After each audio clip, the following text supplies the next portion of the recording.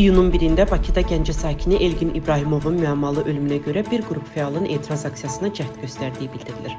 Aksiyada 50-dən çox iştirakçı saxlanılıb. Saxlanılanlar təzyiqə məruz qalıb, onların aralarında azyaşlılar da olub. Bu ilin mart-aprel aylarında Baş Prokurorluğun ictimai televiziya vasitəsilə elan verib istintaqa çağırdığı xaricdəki blogerlər haqqında qiyabi həbs qərarı çıxarılıb. Binəqədi rayon məhkəməsində prokurorluğun xaricdəki blogerlərdən Tural Sadıqlı, Orduxan Bəbirov və Azərbaycan Beynəlxalq Universitetinin keçmiş rektoru Elşad Abdullayev haqqında axtarışlı həbs elan edib.